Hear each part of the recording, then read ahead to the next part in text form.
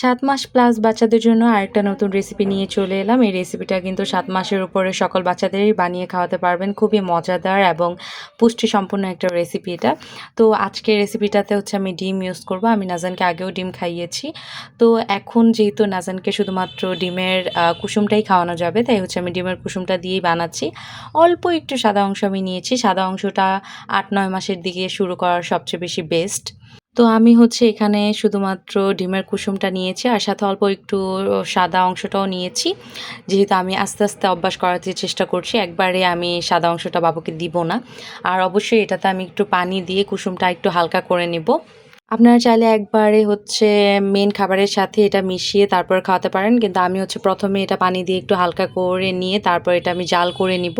এইভাবে ডিমের কুসুমটা সেপারেটলি জাল করে নিলে হয় কি যে ডিমের কোনো বড় অংশ থাকে না এবং বাচ্চার গ্যাগিংয়ের কোনো প্রবলেম হয় না।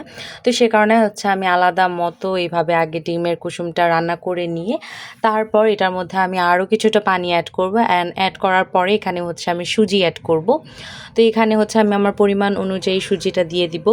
আমি আমার বাচ্চার খাবার যেহেতু ২ বেলার খাবার একসাথে রান্না করি, সে কারণে হচ্ছে আমি একটু বেশি করে এখানে সুজি নেব।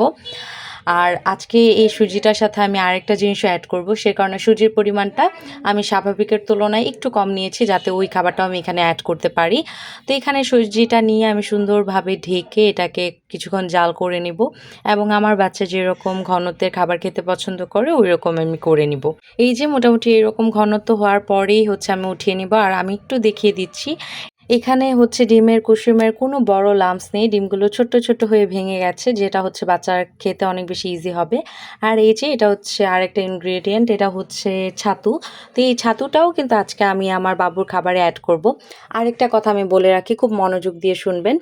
যাদের বাচ্চারা হচ্ছে খাবার ওইরকম হজম করতে পারে না বা খাবার খেতে চায় না, একটু উল্টাপাল্টা খাবার খেলে তাদের পেটে সমস্যা হয়, তাদেরকে ২ টা খাবার একসাথে মিশিয়ে দিবেন না। কারণ ছাতু আর সুজি দুইটাই কিন্তু ভারী জাতীয় খাবার আর এই দুইটা যদি একসাথে বাচ্চাদের দেওয়া হয় অনেক বাচ্চারা দেখা যায় এটা হজম করতে পারে না। কিন্তু যদি বাচ্চাকে খাওয়াতে চান তাহলে অবশ্যই আমার মতো করে নেবেন। সেখানে হচ্ছে খাবারটাতে সুজির পরিমাণ একটু অল্প দিবেন এবং সুজির পরিবর্তে আপনি হচ্ছে এখানে একটু ছাতু ব্যবহার করতে পারেন। তাছাড়া আপনারা চাইলে শুধুমাত্র ছাতু বা শুধুমাত্র সুজি দিয়েও বাচ্চাদেরকে এই খাবারটা বানিয়ে রান্না করে খাওয়াতে পারেন। তো আমি হচ্ছে আমার বাবুকে এইভাবে রান্না করে দিয়েছিলাম, কারণ আমার কাছে মনে হচ্ছিল যে আমি ছাতুটা যেহেতু আমার বাবু সবসময় খায়, ওইটাও হজম করতে পারে, সুজিটাও হজম করতে পারে। আর আমি যেহেতু একটু বাহিরে যাব, তাই ও যদি একটু ভারী খাবারটা খায় তাহলে অনেকক্ষণ পর্যন্ত সেই খাবারটা তার পেটে থাকবে। তাই হচ্ছে আমি এভাবে দিয়েছিলাম। কিন্তু অবশ্যই খেয়াল রাখতে হবে যে ২টার পরিমাণ কখনোই এক দিবেন না। একটা যদি একটু কম দেন আরেকটা একটু বেশি দিবেন, এইভাবে বানিয়ে বাচ্চাকে খাওয়াবেন। আর এখানে হচ্ছে আমি একটা খেজুর নিয়ে নিয়েছি খাবারটা একটু মিষ্টি করার জন্য। আর এখানে কিন্তু আমি একটা এলাচও ব্যবহার করেছিলাম যাতে হচ্ছে ডিমের খারাপ গন্ধটা বাচ্চার নাকে না যায় এবং বাচ্চা যাতে সেটা খুব ভালোভাবে খেতে পারে। তো আমি কিন্তু এলাচটা দিয়ে ৫ মিনিটের মতো ঢেকে রেখেছিলাম। তারপরে হচ্ছে আমি এটা একটু মিশিয়ে নিয়েছি এবং ওই এলাচের গন্ধটাই কিন্তু সারা খাবারটাতে ছড়িয়ে গিয়েছিল। আর এই যে মাশাআল্লাহ আমার বাবা কিন্তু খুব মজা করে খাচ্ছিল। এইভাবে কিন্তু আপনারাও ট্রাই করে দেখতে পারেন।